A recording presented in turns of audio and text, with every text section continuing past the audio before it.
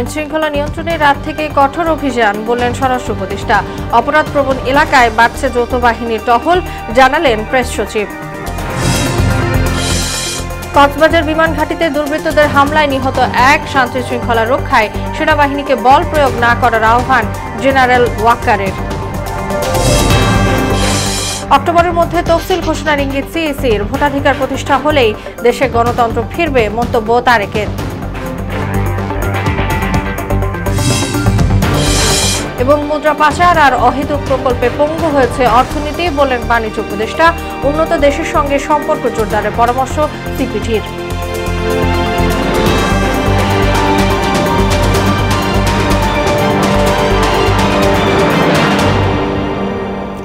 আসসালামু আলাইকুম, সবাইকে মোহনা সংবাদে স্বাগত। শুনছিলেন শিরোনাম, সঙ্গে আছি তাসনুবা বিনতে তাহের।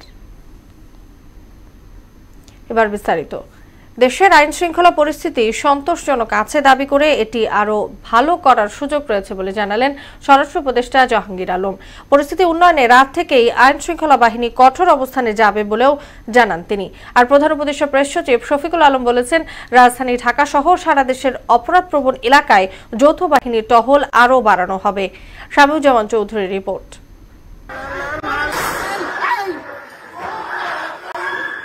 রোববার রাতে বনশ্রী এলাকায় নিজ বাসার সামনে এক স্বর্ণ ব্যবসায়ীকে গুলি করে 200 ভরি স্বর্ণ এবং নগদ 1 লাখ টাকা ছিনিয়ে নেয় দুর্বৃত্তরা।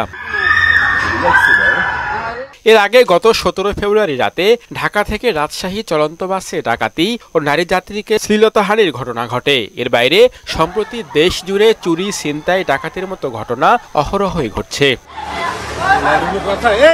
সার্বিক বিচারে ঢাকা সহ সারা দেশে আইন শৃঙ্খলা পরিস্থিতি অবনতি হওয়ায় শিক্ষার্থী বিভিন্ন সংগঠন রাজপথে নেমেছে। আইন শৃঙ্খলা পরিস্থিতি নিয়ন্ত্রণে ব্যর্থতার অভিযোগে দাবি ওঠে স্বরাষ্ট্র উপদেষ্টার পদত্যাগের। এমন পরিস্থিতিতে সচিবালয়ে আইন শৃঙ্খলা সংক্রান্ত কোর কমিটির বৈঠক শেষে সাংবাদিকদের মুখোমুখি হন উপদেষ্টা জাহাঙ্গীর আলম। পদত্যাগ প্রসঙ্গে নিজের অবস্থান তুলে ধরে দেশের আইন শৃঙ্খলা পরিস্থিতি সন্তোষজনক আছে বলে দাবি করেন তিনি। আইন শৃঙ্খলা পরিস্থিতি স্যাটিসফ্যাক্টরি, বাট এটা উন্নতি করার অবকাশ রয়ে গেছে। কিন্তু এখন হলো কি, যেমন আগে হতো কি, যেমন ধরেন গতকালকের যে ইসের ঘটনাটা, এই যে বনশ্রীতে, এটা হয়তো আমাকে জানতে 2 দিন সময় লেগে যেত। কিন্তু এখন হলো এটা সাথে সাথে ঘটনা জেনে যায়। এই জন্য আমরা ভাবতেছি যে বুঝি আইন শৃঙ্খলা পরিস্থিতি বুঝি একটা খুব বড় ধরনের কোনো রকম হয়ে গেছে, ভবিষ্যতে যেন না ঘটে। এই জন্য আমরা কি ব্যবস্থা নেওয়া যায় এই ব্যাপারে আমাদের আলোচনা হয়েছে। পদত্যাগের দাবি আমার হয়, আপনি তো মাত্র কইছেন পদত্যাগ, আমার তো পৌষলিকা হয়েছে, আমার দাফনও তো হয়ে গেছে, আমার কি এই পদত্যাগটা তো কম হয়েছে, আমার তো এই জানাজাও হয়ে গেছে। স্বরাষ্ট্র মন্ত্রণালয়ে চাকরি করার পরে হলো কি, জীবিত থাকা অবস্থায় জানাজার সওয়াব পাইছি। ব্রিফিংয়ে প্রধান উপদেষ্টার প্রেস সচিব শফিকুল আলম বলেন, অপরাধপ্রবণ এলাকাগুলোতে যৌথ বাহিনীর টহল আরও বাড়ানো হবে, তল্লাশি করা হবে চেকপোস্ট বসিয়ে। পুলিশ এবং মিলিটারি, অনেক ক্ষেত্রে নেভি, বিজিবি, এরা সবাই একসাথে কম্বাইন্ড পেট্রোল হবে এবং অনেকগুলো জায়গায় চেকপোস্টের বসানো হবে। খুব দ্রুতই আইন শৃঙ্খলা পরিস্থিতির বিষয়ে দৃশ্যমান অগ্রগতি দেখা যাবে বলে জানান প্রেস সচিব। আমাদের যারা ইন্টেলিজেন্স উইং আছে, ইন্টেলিজেন্স এজেন্সি আছে, তারা তাদের মতো করে প্রচুর ইন্টেলিজেন্স গ্যাদারিংটা আরো বাড়াবেন। শামীমুজ্জামান চৌধুরী, মোহনা সংবাদ, ঢাকা। কক্সবাজারে বিমান বাহিনীর ঘাঁটিতে গুলিতে যুবক নিহতের অভিযোগকে অপপ্রচার বলে জানিয়েছে আন্তঃবাহিনী জনসংযোগ পরিদপ্তর ISPR। বিকেলে এক সংবাদ বিজ্ঞপ্তিতে এ তথ্য জানানো হয়। এতে বলা হয়, বিমান ঘাঁটিতে হামলা চালায় দুর্বৃত্তরা।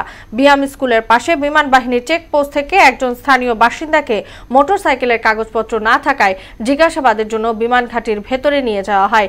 এ সময় সমিতি পাড়ার 2 শতাধিক লোক ঘাঁটির দিকে অগ্রসর হলে বিমান বাহিনীর সদস্যরা বাধা দেয়। এক পর্যায়ে বিমান বাহিনীর সদস্য ও সমিতি পাড়ার কিছু দুষ্কৃতীর মধ্যে সংঘর্ষ হয়। দুর্বৃত্তদের ছোড়া ইটপাটকেলের আঘাতে কয়েকজন আহত হন, যার মধ্যে বিমান বাহিনীর 4 সদস্য রয়েছেন। এ সময় শিহাব কবির নাহিদ নামের এক যুবককে গুরুতর আহত অবস্থায় বিমান বাহিনীর গাড়িতে করে স্থানীয় হাসপাতালে নেয়ার পর মৃত্যুবরণ করেন। দেশের বর্তমান পরিস্থিতিতে সেনা সদস্যদের অতিরিক্ত বল প্রয়োগ না করার আহ্বান জানিয়েছেন সেনা প্রধান জেনারেল ওয়াকারুজ্জামান। তিনি বলেন, নির্বাচিত সরকার দায়িত্ব গ্রহণ না করা পর্যন্ত ধৈর্যের সঙ্গে কাজ করতে হবে। দুপুরে সাভার ক্যান্টনমেন্টে ফায়ারিং প্রতিযোগিতায় বিজয়ীদের মাঝে পুরস্কার বিতরণী অনুষ্ঠানে যোগ দিয়ে একথা বলেন তিনি। সেনাবাহিনী দেশের শান্তি শৃঙ্খলা রক্ষায় কাজ করে যাচ্ছে বলে জানান সেনাবাহিনী প্রধান।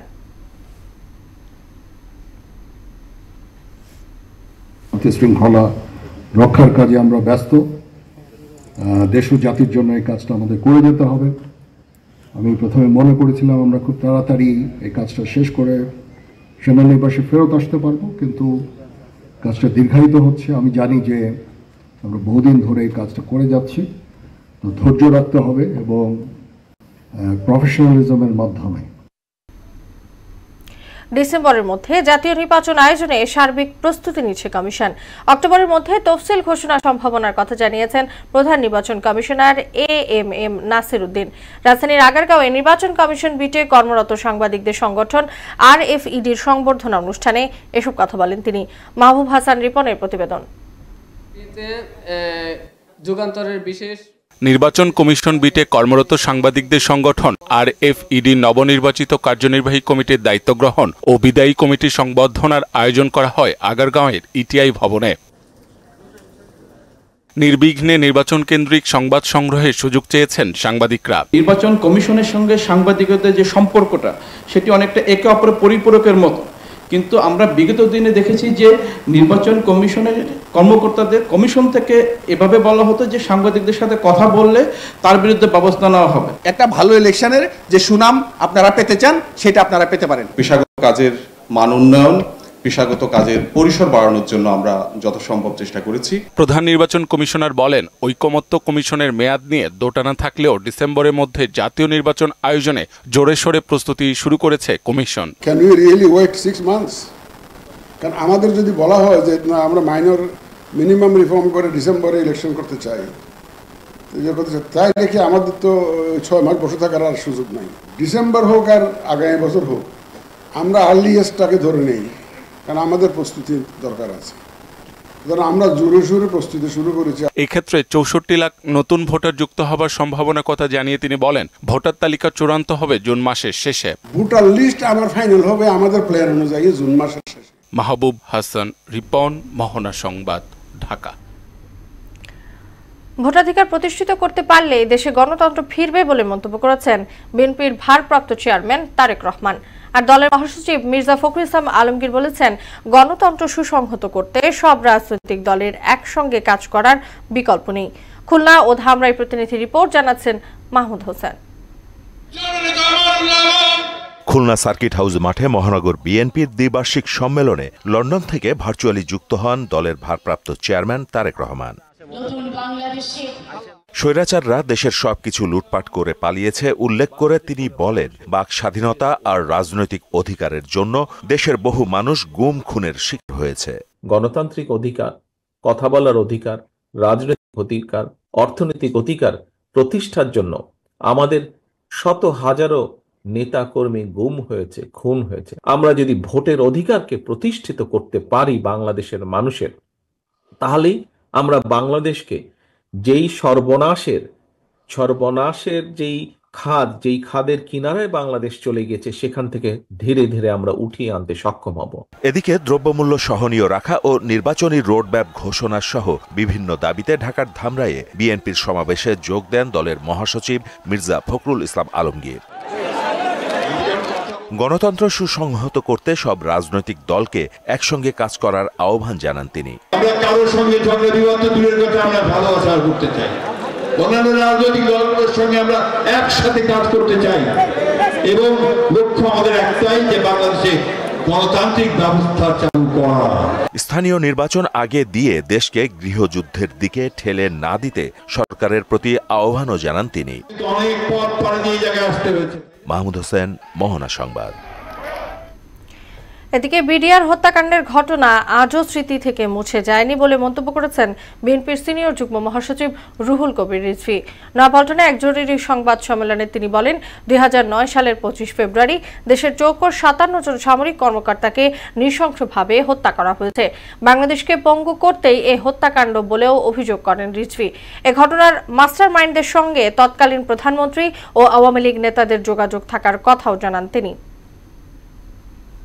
কারো যদি কৃত অপরাধ থাকে তাহলে তারা সেই ব্যাপারে নানা ধরনের গড়িমসি করে, সেটিকে আলোচনায় আনতে চায় না। সেটা শেখ হাসিনার আমলে সেটি ঘটেছে। এখন স্বতঃস্ফূর্তভাবে এটি পালিত হবে জাতীয় শহীদ সেনা দিবস। এই দিবসটি উপলক্ষে বাংলাদেশ জাতীয়তাবাদী দল বিএনপি ঢাকায় যেমন কর্মসূচি রয়েছে, আলোচনা সভা এবং সেখানে দোয়া অনুষ্ঠান হবে, এবং সারা দেশেও বাংলাদেশ জাতীয়তাবাদী দল দোয়া অনুষ্ঠানের আয়োজন করবে। 24-এর গণ অভ্যুত্থানের মাস্টার মাইন্ড নিয়ে বিতর্কের অপচেষ্টা চলছে বলে জানিয়েছেন জামায়াতের সেক্রেটারি জেনারেল মিয়া গোলাম পরোয়ার, যা কোনোভাবেই কাম্য নয়। জাতীয় প্রেস ক্লাবে এক অনুষ্ঠানে তিনি বলেন, 2024-এর ছাত্র আন্দোলনে ইতিহাসের সবচেয়ে জঘন্য স্বৈরশাসকের পতন হয়েছে। বিস্তারিত নাসিমুল বারী সৌরভের প্রতিবেদনে। জাতীয় প্রেস ক্লাবে ভাষা আন্দোলন থেকে গণ অভ্যুত্থান অপ্রতিরোধ্য বাংলাদেশ শীর্ষক সেমিনার আয়োজন করে বাংলাদেশ জামায়াতে ইসলামী ঢাকা মহানগর দক্ষিণ।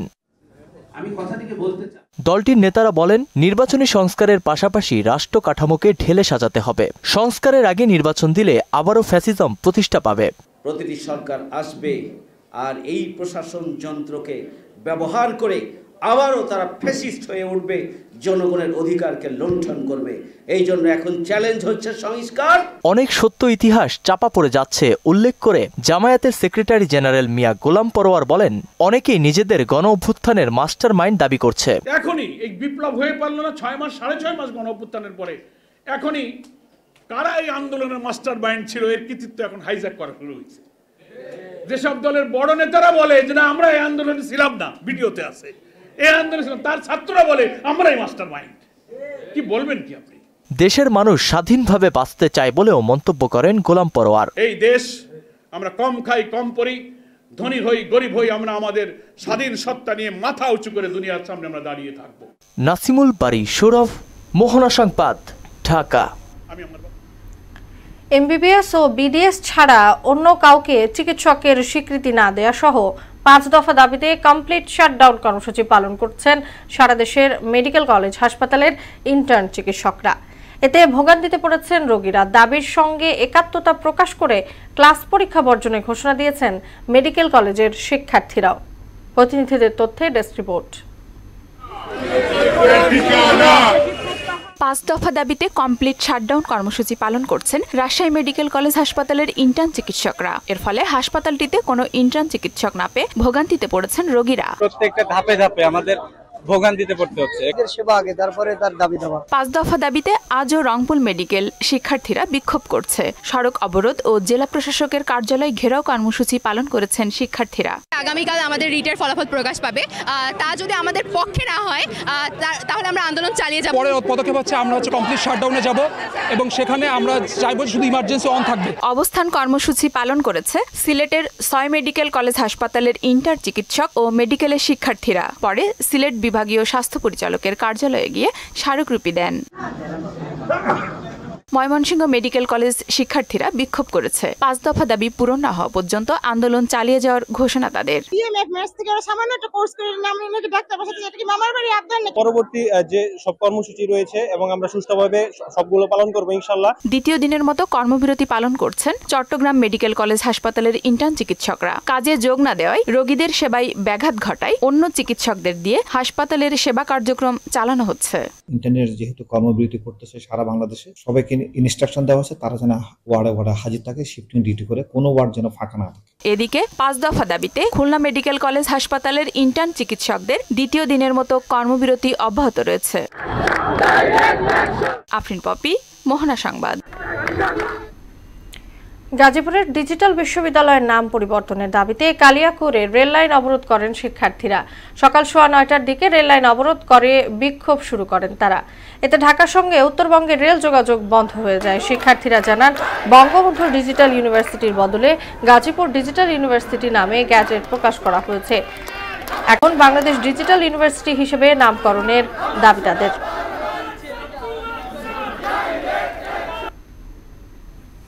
বিশ্ববিদ্যালয় এগুলোর নাম যেহেতু বাংলাদেশ হয়েছে, আমাদের একটা যৌক্তিক দাবি যে আমাদের বিশ্ববিদ্যালয়ের নামটা বাংলাদেশ হোক। 20 ঘন্টার মধ্যে যদি আমাদের দাবি মেনে নেওয়া না হয়, বাংলাদেশ ডিজিটাল ইউনিভার্সিটির নাম বাস্তবায়ন করা না হয়, তাহলে আমরা এর চেয়ে আরো কঠোর আন্দোলনে যেতে চাই। যখন প্রথমে বলা হয়েছিল বাংলাদেশ ডিজিটাল ইউনিভার্সিটি, তাহলে কেন গাজীপুর নামে প্রজ্ঞাপন জারি করা হলো? বাংলাদেশ ডিজিটাল ইউনিভার্সিটি দিতে হবে, এটাই আমাদের একমাত্র দাবি, এর জন্য আমরা এখানে আসছি। অর্থ পাচার এবং অপ্রয়োজনীয় প্রকল্প দেশের অর্থনীতিকে পঙ্গু করে দিয়েছে বলে জানিয়েছেন বাণিজ্য উপদেষ্টা শেখ বশিরউদ্দিন। তিনি বলেন, বিগত সময়ে পুরো অর্থনীতিতেই দুর্বৃত্তায়ন হয়েছে। ব্যবসা বাণিজ্যে গতি ফেরাতে উন্নত দেশের সঙ্গে সম্পর্ক জোরদারের পরামর্শ দিয়েছেন সিপিডি চেয়ারম্যান অধ্যাপক রেহমান সোবহান।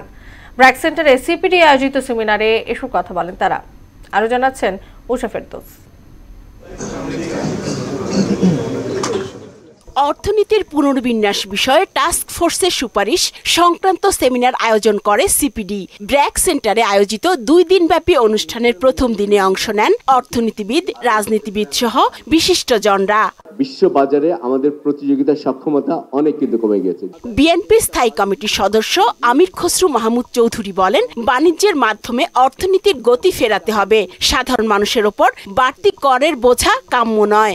কিছু রেভিনিউ কালেকশনের জন্য যে একটা আমাদের যে প্রোটেকশন, যে ট্যারিফের জন্য যে ইম্পোর্ট লিবারালাইজেশন আমরা কিন্তু ফুললি কোনো সময় করতে পারছি, যেখান থেকে আসলে আসার কথা, কিন্তু আমরা যাচ্ছি কোথায় ভিএটি, আমরা যাচ্ছি কোথায় সাধারণ মানুষের উপর ট্যাক্স করছি। এক্ষেত্রে বিশ্বের উন্নত দেশগুলোর সঙ্গে বাণিজ্যিক সম্পর্ক জোরদারের পরামর্শ দেন সিপিডি চেয়ারম্যান অধ্যাপক Rehman Sobhan. Bangladesh's domestic market should not be ignored. After all, if you have 175 million people and this domestic market is growing at 6% every year. So whether this market has been adequately exploited, whether quality improvements can be made in this particular market, and whether a whole range of products which have matured in the domestic market and can then be diverted into export. প্রধান অতিথির বক্তব্যে বাণিজ্য উপদেষ্টা শেখ বশিরউদ্দিন বলেন, বিগত সময়ে দেশের সমগ্র অর্থনীতিতে দুর্বৃত্তায়ন হয়েছে। Infrastructure and many other things that was used as a conduit to actually seriously harm the economy. অর্থনীতিকে গতিশীল করতে রপ্তানি পণ্যের বহুমুখীকরণ ও শ্রমিকদের দক্ষতা বাড়ানোর উপর গুরুত্ব দেন বাণিজ্য উপদেষ্টা। Acceptable cost of energy, increasing labor productivity. উষা ফেরদৌস, মোহনা সংবাদ, ঢাকা। নির্বাচিত সরকার ছাড়া রাষ্ট্রীয় প্রতিষ্ঠান সংস্কার করা সম্ভব নয় বলে মন্তব্য করেছেন বিএনপির ক্রীড়া বিষয়ক সম্পাদক আমিনুল হক। 6 মাস পার হলেও অন্তর্বর্তী সরকার এখনো কোথাও স্থিতিশীলতা আনতে পারেনি বলে অভিযোগ করেন তিনি। সকালে রাজধানীর পল্লবীতে প্রতিবন্ধীদের মাঝে হুইল চেয়ার বিতরণকালে এসব কথা বলেন আমিনুল হক। আরো জানাচ্ছেন হুমায়ুন কবির। আন্তর্জাতিক মাতৃভাষা দিবস উপলক্ষে ফয়সাল আহমেদ ও মাহফুজ মুকুলের সার্বিক ব্যবস্থাপনায় রাজধানীর পল্লবী ও রূপনগর থানার শারীরিক প্রতিবন্ধীদের মাঝে হুইল চেয়ার বিতরণ করেন ঢাকা মহানগর উত্তর বিএনপির আহ্বায়ক আমিনুল হক। বক্তব্যে তিনি আওয়ামী লীগ সরকার জুলুম নির্যাতনের কথা তুলে ধরে বলেন, জিয়া পরিবার ও বিএনপি সবসময় মানুষের কল্যাণে কাজ করছে। গত 17 বছর ধরে যে আন্দোলন করেছি, যে সংগ্রাম করেছি, সেই আন্দোলন সংগ্রামে আমাদের বহু ভাইদেরকে গুম করা হয়েছে, বহু ভাইদেরকে হত্যা করা হয়েছে। বহু ভাইরা আপনাদের অনেকের মতো পঙ্গুত্ব বরণ করে অসহায় জীবনযাপন করছে। আমরা সেই পরিবারগুলোর পাশে আমাদের মাননীয় ভারপ্রাপ্ত চেয়ারম্যান রয়েছেন এবং আমরা সবসময় সেই শহীদ পরিবার, সেই গুম হওয়া পরিবার, আমাদের সেই পঙ্গুত্ব বরণকারী যেই পরিবারগুলো রয়েছে, সেই পরিবারগুলোর পাশে থেকে তাদেরকে সাথে রেখে আমরা সবসময় কাজ করার চেষ্টা করছি। আমিনুল হক অভিযোগ করেন, কোন সেক্টরে এখনো স্থিতিশীলতা আনতে পারেনি অন্তর্বর্তী সরকার। এখন পর্যন্ত বাংলাদেশের সকল রাষ্ট্রীয় প্রতিষ্ঠানগুলোতে এখনো স্থিতিশীল অবস্থা ফেরত আসে নাই। স্থিতিশীল অবস্থা তখনই ফেরত আসবে যখন একটি নির্বাচিত সরকারের মাধ্যমে জনগণের সরকার প্রতিষ্ঠিত হবে এবং সেই জনগণের সরকার একমাত্র পারবে বাংলাদেশের রাষ্ট্র কাঠামো পরিপূর্ণভাবে সংস্কার করতে। তারেক রহমানের নেতৃত্বে একটি সুখী সমৃদ্ধ বাংলাদেশ গড়ে তোলার প্রত্যয় জানান বিএনপির এই নেতা।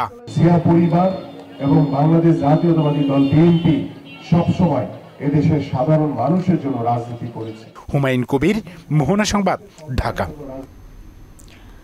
4 ঘন্টার চেষ্টায় নিয়ন্ত্রণে এসেছে দেশের অন্যতম পর্যটন কেন্দ্র রাঙ্গামাটি জেলার সাজেকের আগুন। তার আগেই পুড়েছে রিসোর্ট কটেজ সহ প্রায় 100 ঘর। দুপুর 1টার দিকে এই অগ্নিকাণ্ডের ঘটনা ঘটে। আগুনের সূত্রপাত হয় ইকো ভ্যালি রিসোর্টের পাশেই। ফায়ার সার্ভিস, সেনাবাহিনী ও স্থানীয়রা মিলে আগুন নিয়ন্ত্রণে আনে। অগ্নিকাণ্ডের কারণ ও ক্ষয়ক্ষতির পরিমাণ এখনো জানা যায়নি। বিজ্ঞান ও শিল্প প্রযুক্তির বিকাশে স্কুল কলেজের শিক্ষার্থীদের নিয়ে রাজধানীতে চলছে 3 দিনের বিজ্ঞান মেলা। বাংলাদেশ বিজ্ঞান ও শিল্প গবেষণা পরিষদের ধানমন্ডি ক্যাম্পাসে এর আয়োজন করা হয়েছে। উদ্বোধনী অনুষ্ঠানে প্রধান অতিথি হিসেবে উপস্থিত ছিলেন বিজ্ঞান ও প্রযুক্তি মন্ত্রণালয়ের সিনিয়র সচিব মোকাব্বির হোসেন। মেলায় বিভিন্ন গ্রুপ ও প্রতিষ্ঠানের 250 ক্ষুদে বিজ্ঞানী এবং বিজ্ঞান ও প্রযুক্তি মন্ত্রণালয়ের কয়েকটি প্রতিষ্ঠান মেলায় নিজেদের উদ্ভাবনী তুলে ধরছে। আন্তর্জাতিক প্রসঙ্গ। জার্মানির 21তম সাধারণ নির্বাচনে ফ্রিডরিখ মোৎসের দল ক্রিশ্চিয়ান ডেমোক্রেটিক ইউনিয়ন জয়লাভ করেছে। দেশটির পরবর্তী চ্যান্সেলর হিসেবে দায়িত্ব পেতে যাচ্ছেন ফ্রিডরিখ মোৎস। এদিকে এ সপ্তাহেই রাশিয়া ইউক্রেন সংঘাতের অবসান হতে পারে বলে জানিয়েছে হোয়াইট হাউস। অন্যদিকে হামাসকে নির্মূলের লক্ষ্যে গাজায় আবার যুদ্ধ শুরুর হুমকি দিয়েছেন নেতানিয়াহু। এরই মধ্যে গাজার ধ্বংসস্তূপ থেকে আরও 10 জনের মরদেহ উদ্ধার করা হয়েছে। শেষ করব মোহনা সংবাদ, যাবার আগে শোনামগুলো জানিয়ে দিচ্ছি আরো একবার।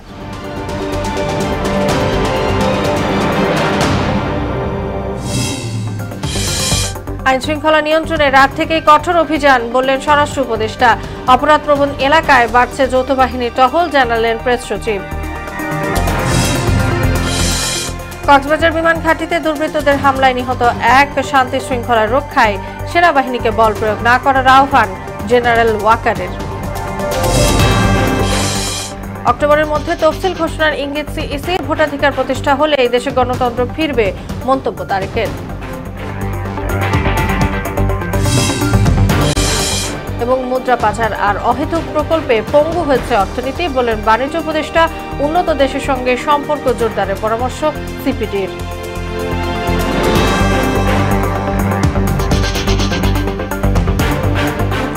এই ছিল মোহনা সংবাদে। পরবর্তী সংবাদ রাত 12:30টায়। মোহনা সবশেষ খবর জানতে ভিজিট করুন www.mohana.tv। সংবাদ দেখতে পান ফেসবুক ও ইউটিউবেও। এতক্ষণ সঙ্গে থাকার জন্য সবাইকে ধন্যবাদ।